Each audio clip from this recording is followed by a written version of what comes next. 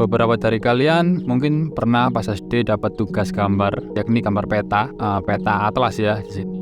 Aku lupa ini dulu mata pelajaran apa, tapi intinya ada salah satu ilmu atau tips yang aku pakai hingga hari ini dari tugas menggambar peta pas zaman SD dulu, yaitu teknik grid. Simpelnya, teknik grid ini merupakan susunan garis-garis dengan jarak tertentu yang membentuk deretan persegi dan berfungsi sebagai garis bantu kita saat menentukan proporsi objek pada saat kita membuat sketsa gambar.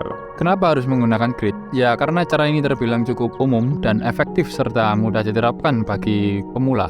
Juga kalangan pelukis profesional pun masih banyak yang menggunakan cara ini untuk melukis atau menggambar.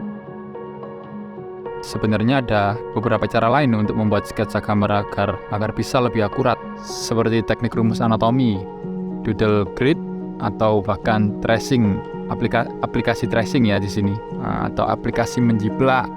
Namun kali ini kita hanya mempraktekkan teknik grid persegi. Oke, kali ini objek wajah yang akan aku gambar adalah pesanan dari salah satu tetangga yang beberapa hari kemarin beliau komen di salah satu story WA aku, dan setelah beliau menanyakan beberapa hal, singkat cerita, beliau memutuskan untuk memesan wajah gambar beliau sendiri berukuran A4 plus figura atau frame ya. Dan ini adalah contoh yang beliau inginkan untuk digambar. Ini tadi beliau mengirimkan melalui WhatsApp. Oke, langsung aja praktek. Cara aku membuat sketsa menggunakan grid adalah, pertama kita siapkan aplikasi Pixsai Pro di HP kita. Udah aku taruh linknya di deskripsi, biasa kalian download secara gratis aplikasinya. Aplikasinya cukup enteng, jadi nggak makan storage banyak. Kita buka aplikasinya, kita pilih foto yang akan kita gambar.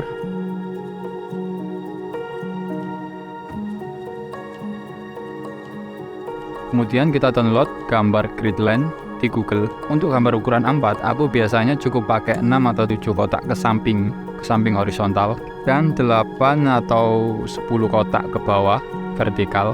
Oke, kita pilih ini, kemudian kita download. Kita balik lagi ke aplikasi Pixsai Pro, kemudian kita masukkan grid line yang telah tadi kita download, dan kita potong dengan menyisahkan 6 kotak ke samping.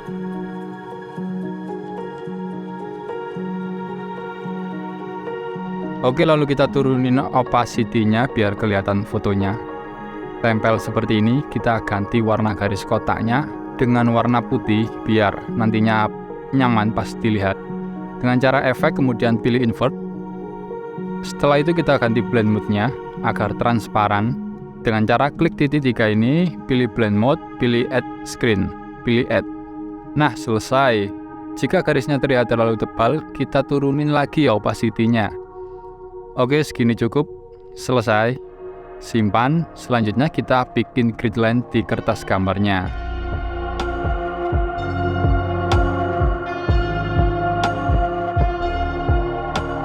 Setelah tadi kita udah bikin grid di aplikasi, sekarang kita siapin kertas ukuran A4 di sini sesuai pesanan, kedua penggaris, ketiga pensil. Karena tadi kita membuat grid sejumlah 6 kotak ke samping, sekarang kita juga membuatnya pada kertas ini secara manual pastinya. Caranya ukur lebar kertas A4 ini, hasilnya 21 cm, kemudian kita bagi 6. Karena tadi gridnya yang di aplikasi ada 6 kotak ya. Kemudian ini ketemu 3,5, berarti kita membuat grid pada kertas ini berukuran 3,5 cm di setiap deretnya. Kemudian tarik garis tanpa perlu menekan pensil kuat-kuat, jadi cukup garis tipis aja biar nanti mudah dihapus. Nah, beres. Ada tips sedikit agar lebih mudah membantu kita saat proses sketsa nanti, yaitu dengan memberi tanda pada batas objek tertentu. Pilih brush ukuran kecil aja, kemudian beri tanda A pada bagian peci, B pada batas tepi kepala, C pada batas bawah mulut, dan D pada batas punggung atas pada foto kali ini ya. Beri tanda juga pada grid yang ada di kertas persis seperti di aplikasi. Umpamanya ini seperti batas bantu agar tidak sampai miss saat membuat sketsanya. Oke, grid pada kertas selesai, sekarang langsung pada poin utama yakni proses sketsa.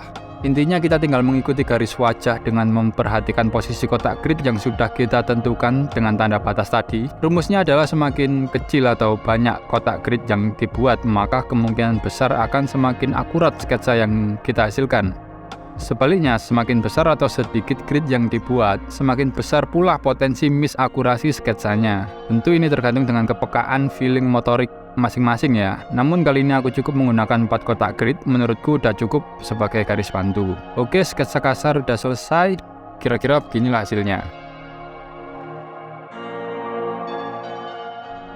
Setelah itu lanjut arsir.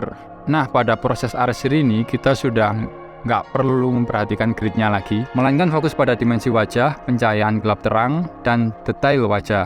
Di sini saya menggunakan beberapa jenis pensil, ada 8B untuk bagian yang pekat, 4B untuk bagian yang tidak terlalu gelap, dan 2B untuk bagian highlight atau pencahayaan pada wajah. Oh ya, ada lagi satu tips yang lumayan kepake ini. Tadi foto yang aku dapat dari beliau ini dikirim melalui WhatsApp, dan tentunya resolusinya nggak begitu tinggi alias kurang tajam detailnya. Dan akhirnya aku pakai aplikasi Remini untuk mempertegas ketajaman fotonya.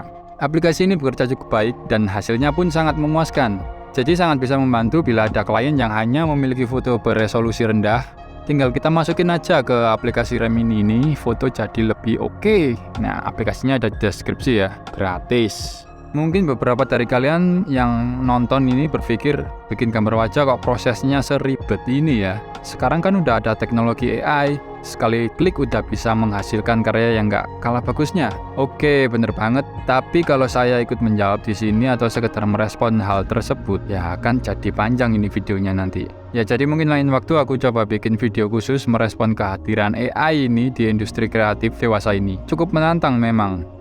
Nah, jadi mending aku ngulas profil singkat beliau ini yang memesan gambar. Seperti yang aku bilang di awal, beliau adalah salah satu tetangga di kampung. Beliau akrab kami panggil dengan panggilan Abah Parto. Beliau ini cukup aktif pada kegiatan keagamaan di desa kami. Bahkan sejak zaman aku SD sekitar tahun 2005-an. Setahu saya beliau salah satu tokoh yang memiliki andil dalam memulai syiar memperkenalkan kepada kami, bocil-bocil pada waktu itu, pada dunia sholawat. Seperti Maulid Tiba, yang dulu kita menyebutnya dibaan, dan hingga sekarang pun beliau masih tetap aktif membina anak-anak muda di desa melalui rutinan-rutinan keagamaan, khususnya ini di dunia sholawat ya. Oke, sepertinya ini udah cukup, tinggal finishing aja. Di sini aku gunakan cat semprot clear atau varnish, tujuannya agar bisa tahan lama, nggak berjamur, dan ya intinya lebih awet lah. Oke, setelah kita clear, setelah itu tinggal masukin ke figura. Nah, beres. Karena tadi aku udah konfirmasi ke beliau kalau gambarnya ini udah rampung. Nah, ini sekarang aku mau nganter langsung ke rumah beliau. Gas!